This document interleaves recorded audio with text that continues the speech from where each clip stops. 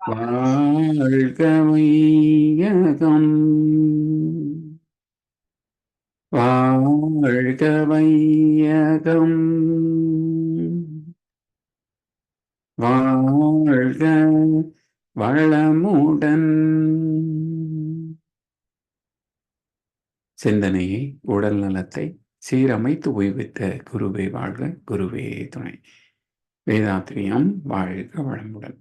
இன்று வரை உலகில் தோன்றிய அனைத்து சித்தர்களும் ஞானிகளும் மகான்களும் மற்றும் வேதாத்திரிய கோட்பாடுகளை அர்ப்பணிப்புணர்வோடு அகிலமெங்கும் உணர்வாக்கி கொண்டிருக்கும் ஞானாசிரியர்களின் மதிநுட்பமும் குருவர்களோடு சூக்குமமாய் நம்மை சூழ்ந்திருந்து நாம் உய்வதற்கு துணை நிற்குமாக என்று சங்கல்பித்துக் கொண்டு இன்றைய தவ நிகழ்வை இறை வணக்கம் குரு வணக்கத்தோடு நாம் இனிதே துவங்குவோம். இறை வணக்கம் பாட அருள்நிதி கார்த்திகேயன் ஐயா அவர்களும், குரு வணக்கம் பாட அருள்நிதி செந்தில் சுகுமார் ஐயா அவர்களும் வாழ்க வளமுடன். வாழ்க வையகம், வாழ்க வையகம், வாழ்க வளமுடன்.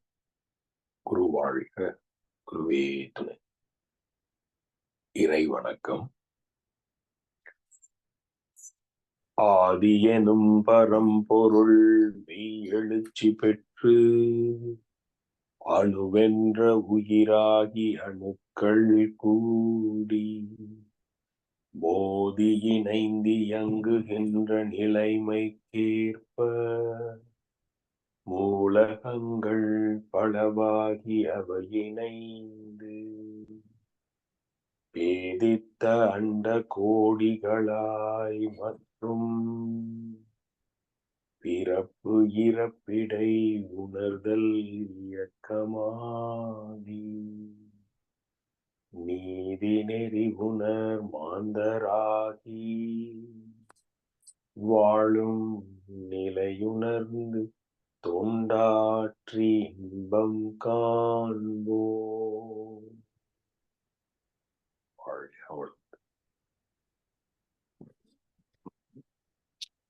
வாழ்க வளமுடன். குரு வணக்கம். சிந்தையை அடக்கியே சும்மா இருக்கின்ற சீரறியச் செய்த குருவே, அந்த நிலை தனிலறிவு அசைவற்றிருக்க பெரும் ஆனந்தம் பொங்குதங்கே.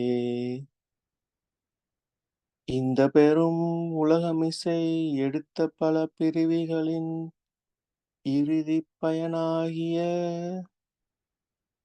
சந்ததமும் எனை மறவாத சாந்த வாழ்வழித்தோய் என் சந்தோஷ செய்தி இதுவே. வாழ்க வளமுடன்.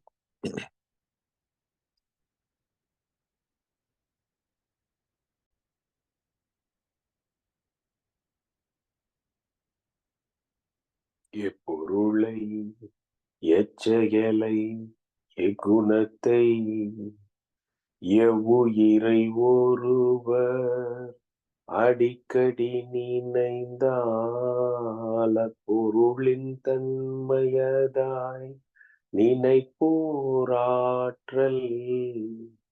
அறிவினிலும் உடலினிலும் மாற்றம் காணும். இப்பெருமை இயல்பூக்க நியதியாகும். எவரொருவர் குருவை மதித்தொழுகினாலும் தப்பாது குரு உயர்வு மதிப்போர் தம்மை தரத்தினில் உயர்த்தி பிறவி பயனை நல்கும். தப்பாது குரு உயர்வு மதிப்போர் தம்மை தரத்தினில் உயர்த்தி பிறவி பயனை நல்கும். பிறவி பயனை நல்கும்.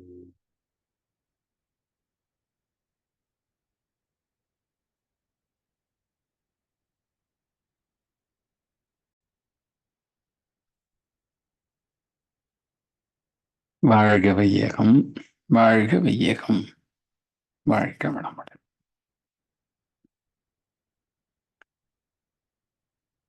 துரிய தவம்.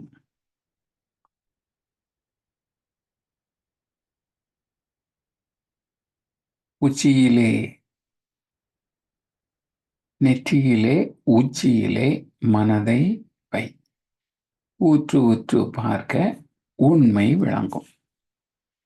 இது மகான் ஒரு கவியிலே அழகாக சொல்லியிருப்பார்.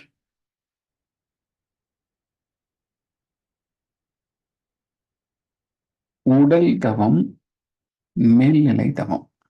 இப்படி தவங்களை 2 விதமாக பிரிக்கலாம். உடலுக்குள்ளேயே மனதை செலுத்தி இயற்றும் தவம். உதாரணத்துக்கு சொன்னோம்னா ஆகினை தவம், சாந்தி தவம், துரிய தவம், பஞ்ச இந்திரிய தவம், நித்தியானந்த தவம், துரிய தவம். இதெல்லாம் துரியம் ஏற்கனவே பேசினோம் இல்லையா? ஆமா, இதெல்லாம் உடல் தவம் வகைகளில் சேர்ந்தது. ஏன்னா மனம் உடலுக்குள்ளேயே இருக்கும். உடலுக்குள்ளேயே உட்புறமாக கவனித்து உடலுக்குள்ளே உயிர் மையங்களை தூண்டிவிட்டு சிறப்பாக விளைவறிந்த விழிப்பு நிலையிலே செயல்பட வைப்பதற்கான தவங்கள். இது தவத்தோட மாத்திரம் நம்ம நிறுத்திட முடியுமான்னு கேட்டாக்க, தவமும் தொடர்ந்த தற்சோதனை, அதாவது அகத்தாய்வு நடந்து கொண்டே இருக்க வேண்டும். சரி, அப்ப 2 தவம்னு பேசணும் இல்லையா? ஒண்ணு உடல் தவம், இன்னொன்னு மேல்நிலை தவம்னு பேசணும். சரி, மேல்நிலை தவம். அப்போ கீழ்நிலை தவம் இருக்கா அப்படின்னு கேட்டா அது அப்படி சொல்ல முடியாது இல்லையா? சரி, மேல்நிலை தவம். எதெல்லாம் மேல்நிலை தவம்? துரியாதீத தவம். அடுத்தது இன்னொன்னு என்னது? இறைநிலை தவம். அடுத்தது 9 மைய தவம். அடுத்தது பஞ்சபூத நவக்கிரக தவம். மனம் வெளியில் நின்று தவம் இயற்றுவது. சரி, இதுல பஞ்சபூத நவக்கிரக தவம் மேல்நிலை தவத்துல வருமானா வரும். ஏன்னா நாம அங்க ஒரு கட்டத்துல சுத்தவெளி, சக்திகளும் சிவகளும் 2யுமே நம்ம அங்க கவனித்து தவம் இயற்றுவோம். சரி, அப்ப கீழ்நிலை தவம்னு சொன்னோம் இல்லையா? மூலாதாரம், சுவாதிஷ்டானம், மணிப்பூரகம், அநாகதம் வரை. இது கீழ்நிலை தவம்னு சொல்லக்கூடாது. அது மேல்நிலை தவம், இது உடல் தவம். அவ்வளவுதான். சில தவங்கள் இப்படி ஆரம்பிச்சா இப்படிதான் நிறைவு பண்ணணும். பாதியில தவங்களை நிறுத்தக்கூடாது, முழுமையாக ஏற்ற வேண்டும். அந்த வகையில உடல் தவத்திலே மிக முக்கியமானது துரிய தவம். உச்சியில அடிமனம் வெளிப்பு நிலைக்கு வரும். இறைவனை நாம் உணரும் இடம். மனதின் மறுமுனை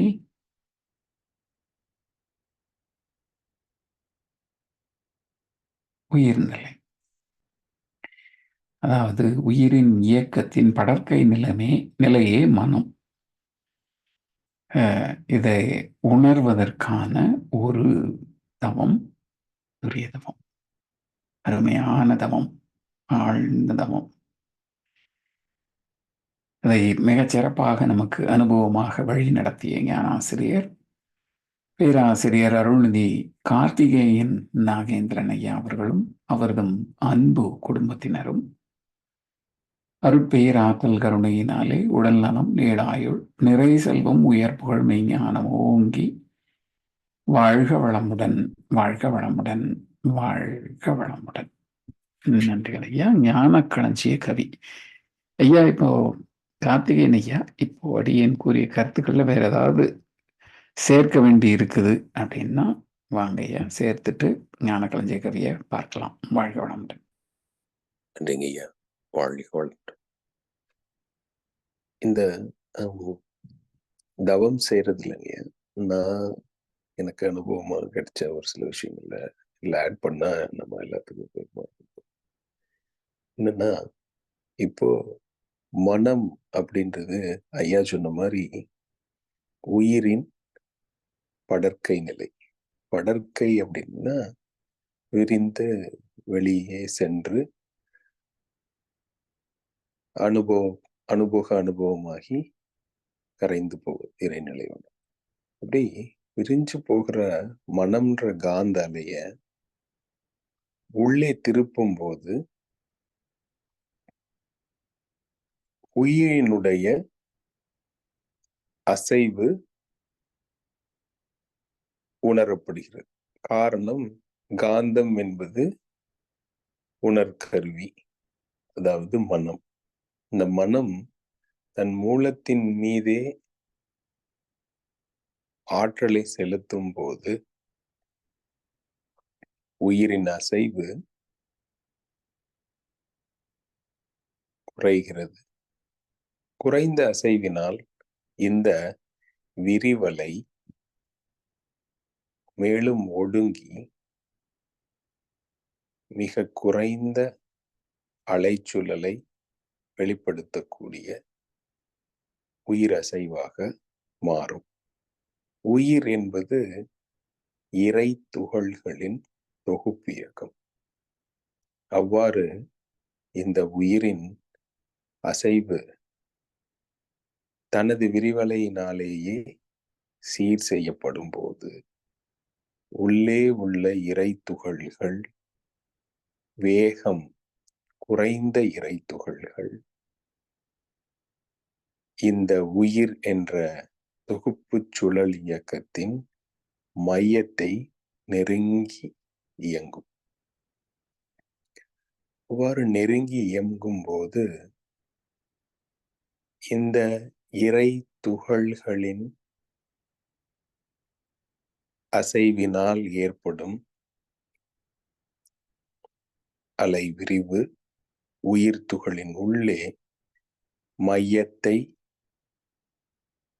நோக்கி நெருங்கி இயங்கும் போது ஒரு இறைத்துகளுக்கும் இன்னொரு இறைத்துகளுக்குமான நெருக்கம் மிக நெருங்கி இருக்கும், இடைவெளி மிக குறைந்திருக்கும்.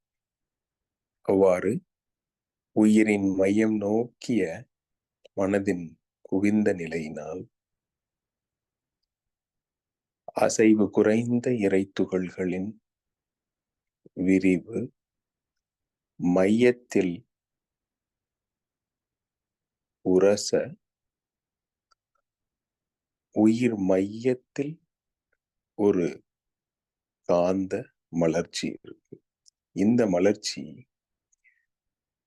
இந்த உயிர் இயக்கத்தின் உள்ளேயே சுத்த வெளியினை உரசி பெற்ற தூய காந்த நிலை. இதை நாம் ஒவ்வொருவரும் ஆழ்ந்தொடுங்கி அனுபவமாக பெறுவதற்கே மகரிஷி ஆகினை துரியம் என்ற தவத்தினை நமக்கு அருளியுள்ளார். ஆக வெளியில் புலன்வழி விரிந்து பெறும் அனுபவத்தை காட்டிலும் உள்ளொடுங்கி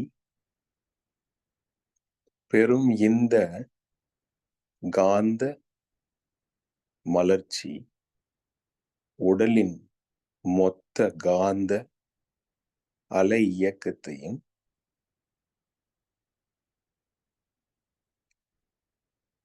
முழுமையாக சீரமைத்துவிடும்.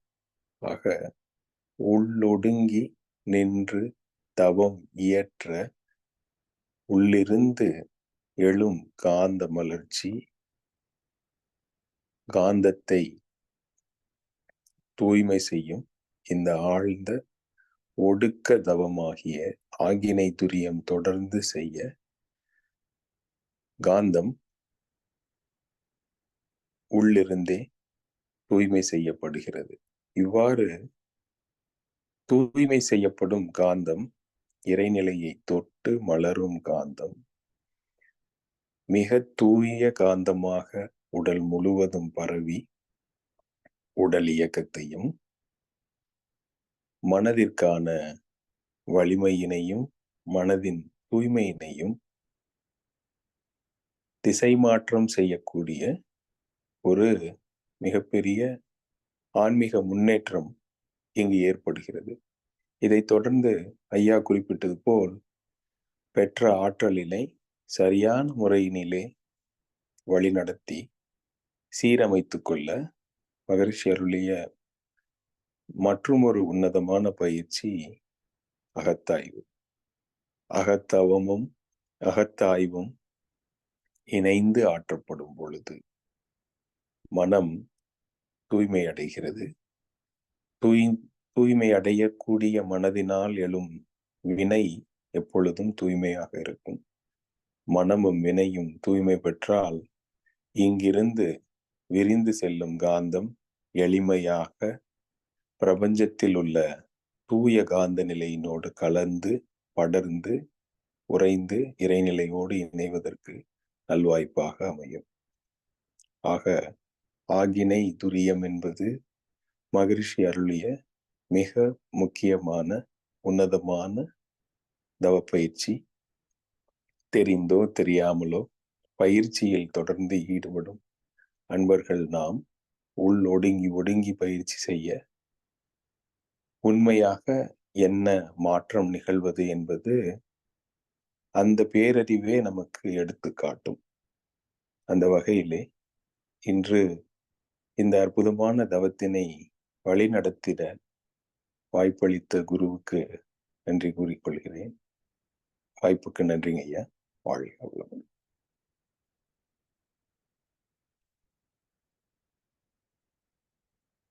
ஐயா, ஞானக்களஞ்சிய கவி, இந்த கவி இன்னைக்கு விளக்கங்களாங்க? ஆமா ஐயா, இசை வடிவம் அம்மா ரமாமா இசை வடிவம் இருக்குதுங்களா? சொல்லுங்க.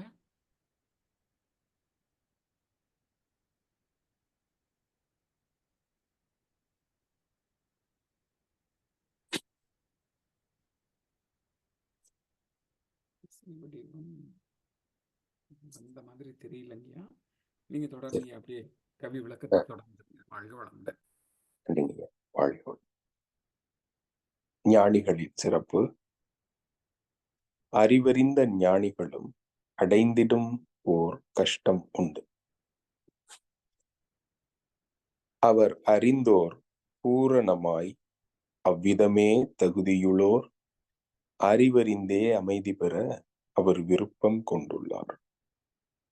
அவ்வுயர்வில் உள்ளோர் ஏன் அவ்வேகம் கொள்ளவெனில் அவ்வுயர்வில் உள்ளோர் ஏன் அவ்வேகம் கொள்ளவெனில் அறிவடைந்த பலன் முழுதும் அனுபவித்து அறிந்துவிட ஆங்காங்கு எண்ணிறந்தோர் ஆர்வமது கொண்டுள்ளதால் அறிவின் நிலை விளக்குதற்கு அவர் கொண்ட கருணையினால் அல்லும் பகலும் உழைத்து அவர் கடமை செய்கின்றார். இந்த கவியிலே மகரிஷி அறிவு அறிந்த ஞானிகளும் அடைந்திடும் ஓர் கஷ்டம் உண்டு என்று விளக்குகிறார். அறிவறிந்த ஞானி என்பவர், ஞானி என்று சொல்லும்போது நான் நீ என்ற வேதம் அறியாத உயிரின் உணர்வு நிலையே ஞானி என்று குறிப்பிடுகிறோம்.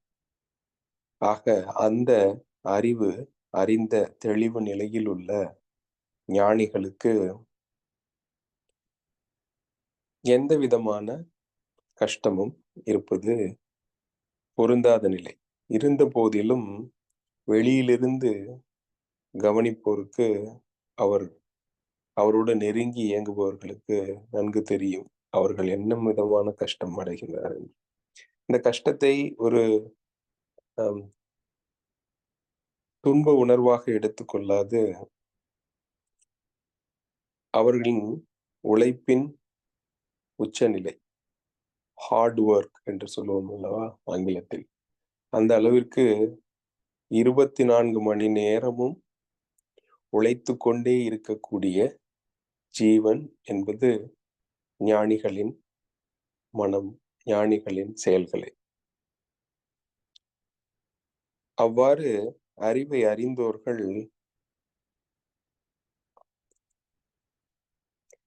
தன்னை சூழ்ந்து தான் அறிந்தவர்களும் இதே பூரண நிலையினை தான் எவ்விதம் உணர்ந்தோமோ அவ்விதமே தகுதியுடையோருக்கு அறிவித்து அவர்களும் அமைதி பெற ஞான நிலையில் உள்ளவர்கள் விருப்பம் கொள்கின்றனர். அவ்வுயர்வில் உள்ள அவர்களுக்கு அவ்விதமான எண்ண வேகம் எதற்கு என்றும் மகரிஷி கேள்வி எழுப்புகிறார். அவ்வுயர்வில் உள்ளோர் ஏன் அவ்வேகம் கொள்ளவெனில்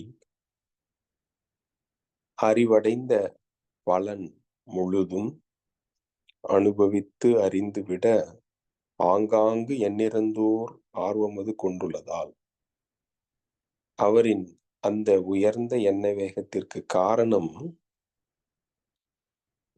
இதே அனுபவத்தை அறிவதற்காக ஆர்வம் உள்ள பலர் இருப்பதே ஆகும்.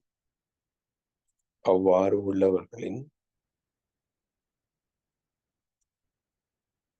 ஆர்வத்திற்கு வழிகாட்டுதல் என்ற அடிப்படையிலே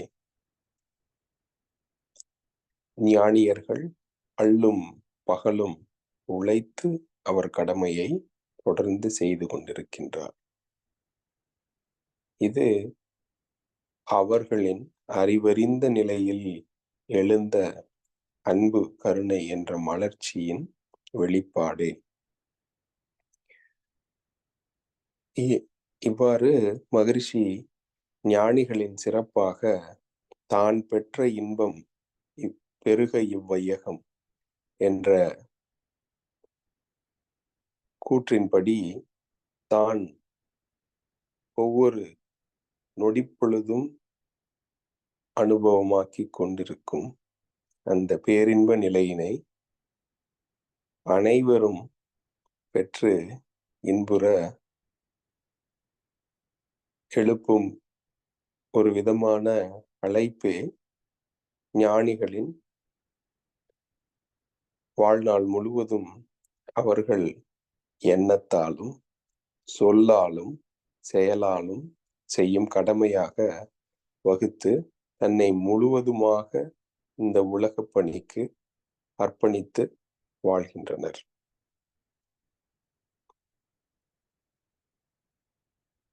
இவ்வாறு மகரிஷி ஞானிகளின் சிறப்பு என்ற தலைப்பில் ஞானிகளின் மனநிலையினை, தனது மனநிலையினை, தனது வாழ்வின் நோக்கத்தினை, தனது வாழ்வின்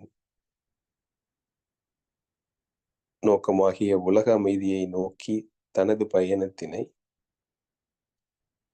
நம்மிடம் விளக்கியுள்ளார். இந்த அற்புதமான கவிக்கு விளக்கம் வழங்கிட வாய்ப்பளித்த குருமகானுக்கும் அனைவருக்கும் நன்றி கூறி அமைகிறேன். வாழ்க வளமுடன். நன்றிங்க ஐயா.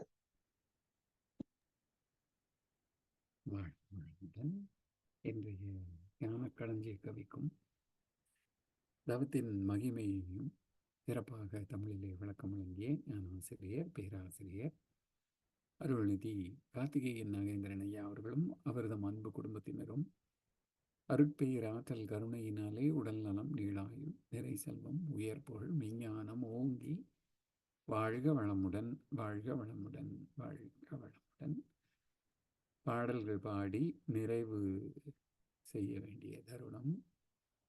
வாங்க ஐயா, ஐயா 3 பாடலையும் பாடி நிறைவு செய்யலாம் ஐயா. வாழ்க வளமுடன் ஐயா. வாழ்க வையகம், வாழ்க வையகம், வாழ்க வளமுடன். வேதாத்திரிய பாடல். போரில்லா நல்லுலகம், பொருள் துறையில் சமநீதி, நேர்மையான நீதிமுறை நிலவுலகுக்கோர் ஆட்சி. சீர் செய்த பண்பாடு சிந்தனையோர் வழிவாழ்வு. சிறப்புணர்ந்த பெண்மதிப்பு தெய்வ நீதி வழிவாழ்தல். தேர் திருவிழா தவிர்த்தல் சிறுவர்கட்கே விளையாட்டு. செயல் விளைவு உணர்கல்வி சீர்காந்த நிலை விளக்கம். பார் முழுதும் உணவு நீர் பொதுவாக்கல். பல மதங்கள் பல கடவுள் பழக்கம் ஒழித்து உண்மை ஒன்றை தேர்ந்திடுதல். பிரம்மஞான கவி. இறைவெளியே தன்னிருக்க சூழ்ந்தழுத்தும் மாற்றல். சூழ்ந்தழுத்தும் மாற்றல். இதன் திணிவு மடிப்பு விழ சுழலும் நுண்விண்ணாம். இதன் திணிவு மடிப்பு விழ சுழலும் நுண்விண்ணாம். நிறைவெளியில் விண் சுழல நெருக்குகின்ற உரசல். நெருக்குகின்ற உரசல். நிலை வெளியில் எழுப்புகின்ற நேரலைகள் காந்தமாம். நிலை வெளியில் எழுப்புகின்ற நேரலைகள் காந்தமாம். மறைபொருளாம் காந்தம் தன்மாத்திரைகள் ஐவகை. தன்மாத்திரைகள் ஐவகை. மழைக்காதீர் விண்கூட்டம் மாபூதம் ஐந்துமாம். மழைக்காதீர் விண்கூட்டம் மாபூதம் ஐந்துமாம். முறையாய காந்த அலை மனமாம் உயிருடல்களில். மனமாம் உயிருடல்களில். மதி உயர்ந்தி உண்மை பெற மாபிரம்ம ஞானமாம். மதி உயர்ந்தி உண்மை பெற மாபிரம்ம ஞானமாம். மாபிரம்ம ஞானமாம். உலக நல வாழ்த்து. உலகமெல்லாம் பருவமழை ஒத்தபடி பெய்யட்டும். உழவரெல்லாம் தானியத்தை உவப்புடனே பெருக்கட்டும். பல தொழில்கள் புரிகின்ற பாட்டாளி உயரட்டும். பகுத்துணர்வில் தொகுத்துணர்வு பண்பாட்டை உயர்த்தட்டும். கலகங்கள் போட்டி பகை கடந்தாட்சி நடக்கட்டும்.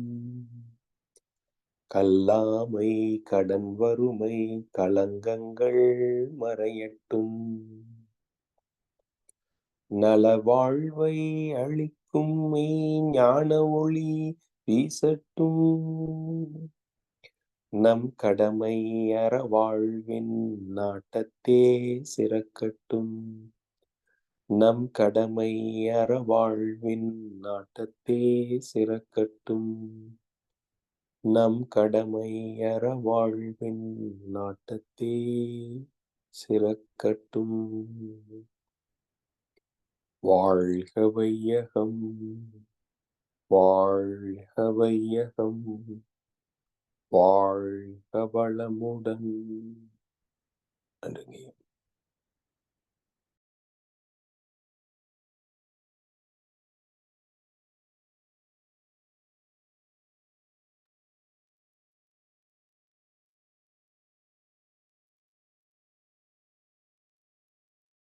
வாழ்க வளமுடன். இன்றைய தவத்தில் கலந்து கொண்ட அன்பர்கள், தவத்தை வழிநடத்தியோர், நற்சிந்தனை வழங்கியோர், பாடல்கள் பாடியோர் அனைவரும் வாழ்க வளமுடன்.